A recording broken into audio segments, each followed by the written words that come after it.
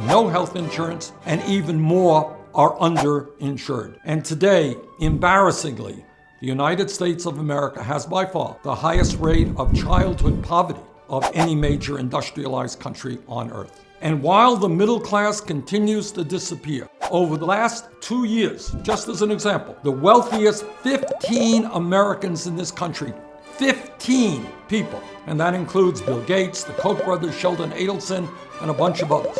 These guys have seen their wealth increase by $170 billion. That's just an increase in what they previously had in a 2-year period. To put this in perspective, that increase in wealth for the top 15 Americans is more wealth than is owned by the bottom 40% of our people, and it is double what this country spends on nutrition programs to feed over 40 million Americans. Meanwhile, since 2005, the typical middle-class family has seen its wealth go down by more than 36%, from $130,000 in 2005 to just $81,000 today. We have witnessed an enormous transfer of wealth from the middle class and the poor to multimillionaires and billionaires. Since 1985, the share of our nation's wealth owned by the bottom 90% has plummeted from 36% to just 23%. Now, what does this mean?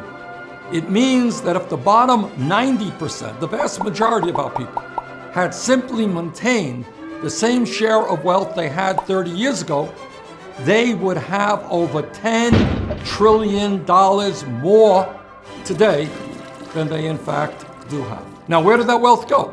Well, about $8 trillion of it has gone to a tiny sliver of the wealthiest people in our country. Over the past 30 years, the top 1/10 of 1%, not 1%, 1/10 of 1%, has seen its share of our nation's wealth more than double, from 10% to 22%. The very rich are getting incredibly richer, the middle class is disappearing, and the poor are getting poorer. That is the tragic reality of our economy today. This is the Robin Hood principle in reverse. We are taking from the poor and working families and seeing that wealth go to a handful of the richest people in this country. That is wrong, that is unacceptable, and that is not what the American economy should be about. The concentration of wealth at the very top is more than bad economics. It is immoral and it is unsustainable. Instead of growing an economy with good wages where anyone can unlock their useful potential, we are undermining our middle class, undermining the needs of our kids, undermining the heart of our democracy. Now, if we are serious about reversing income and wealth inequality, what are some of the things that we need to do? First, we have got to make sure that anybody in America who works 40 hours a week is not living in poverty. And that means that over a period of a few years, we have got to increase the minimum wage to a living wage of $15 an hour. Furthermore, we need